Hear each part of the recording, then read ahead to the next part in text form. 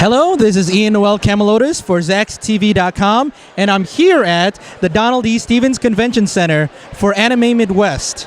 This year, they're celebrating a milestone as they reach their 5th year, and they've got a lot of guests that they brought in, a lot of great panels, just like other cons, but what makes it unique is the interaction that a lot of these panelists and guests that they have with a lot of the attendees. So let's check out what they've got this year.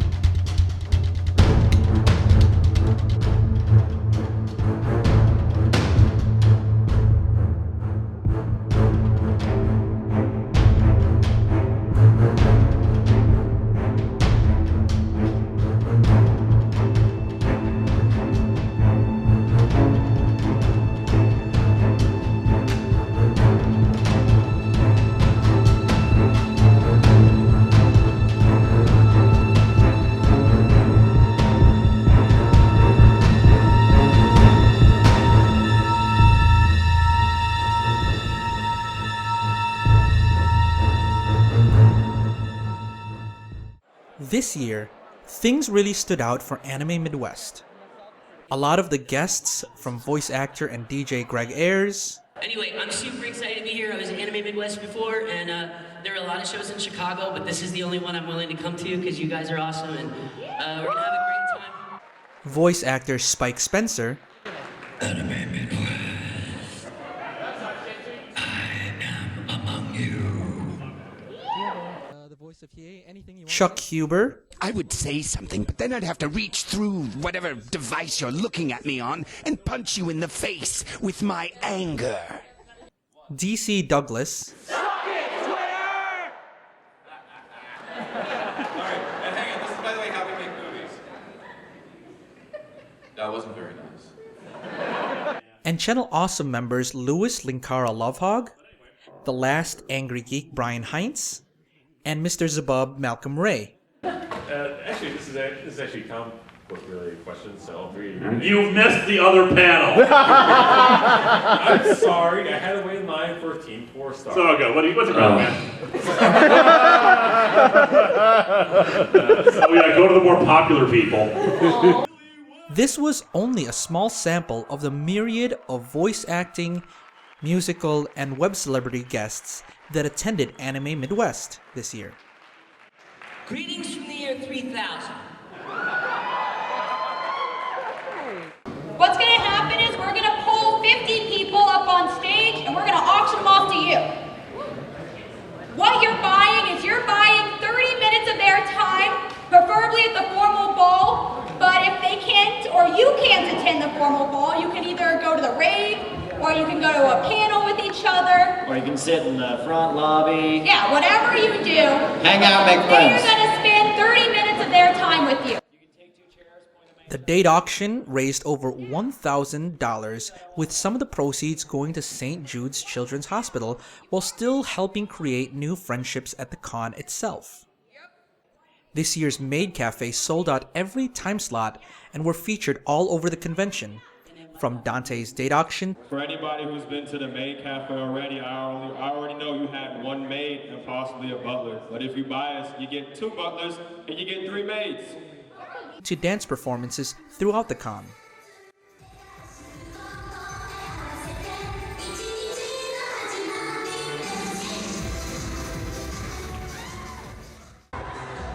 Aside from the ever-growing and popular con suite, musical performances and dance were the main focus of this year's con.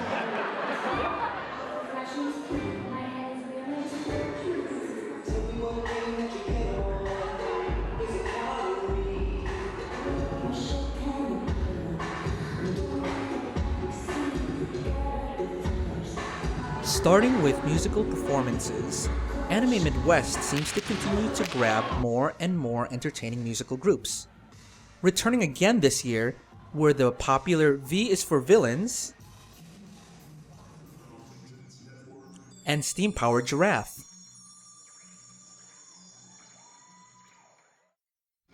V is for Villains is a Chicago-based industrial rock electronic band made up of unique steampunk character musicians. Led by lead singer Mr. Agitator, encouraging their audience to attend in costume and participate at times, this group performs at venues such as Anime Midwest and the upcoming Con Alt Delete, as well as the House of Blues and Chicago's Metro, to name a few.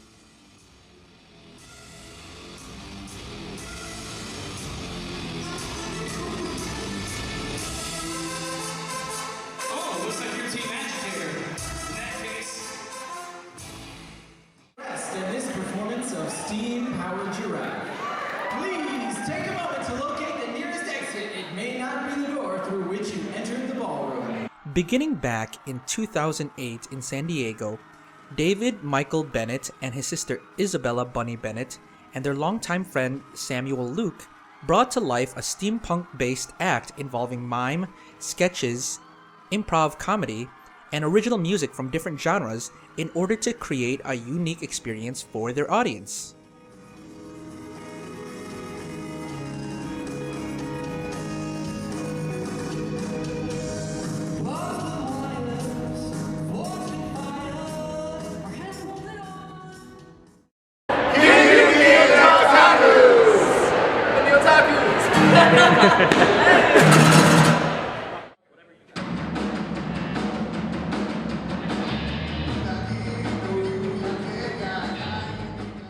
One of the newest groups to hit the anime con scenes is the group Kid Yuki and the Otakus.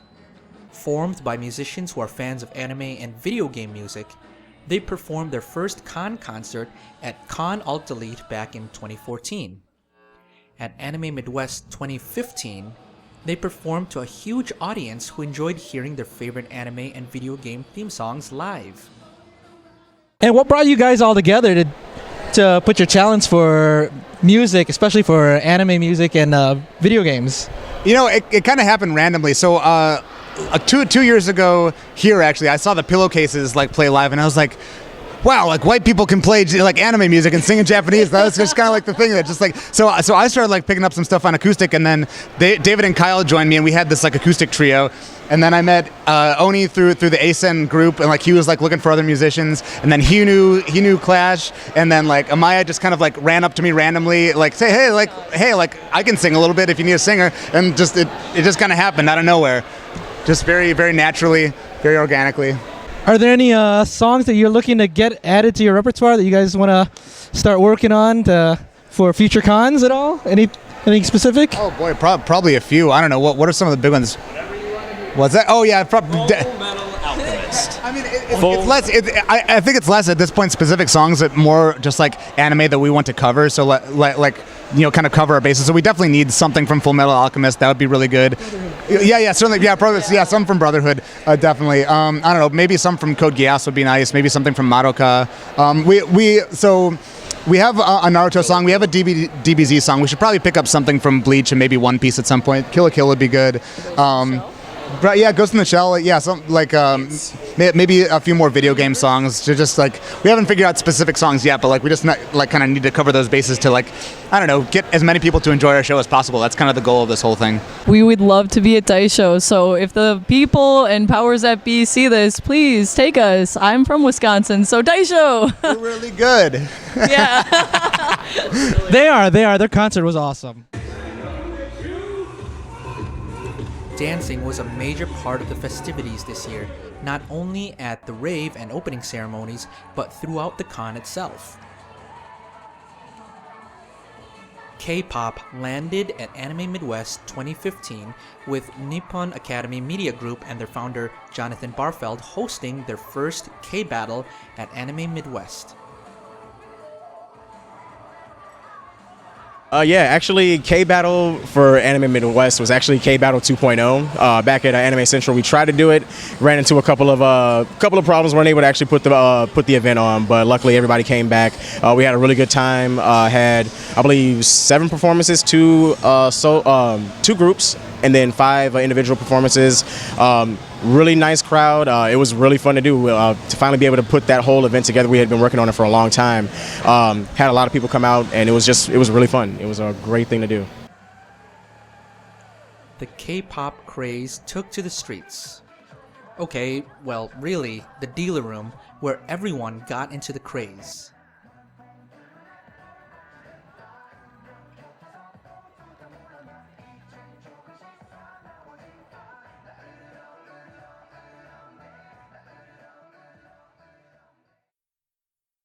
As one of Chicagoland area's fastest rising conventions, Anime Midwest has become a staple during the midsummer days in the Midwest region. Well, till next time, this is Ian Noel Camalotis for Centertainment Media and ZacksTV.com, and we'll see you next time.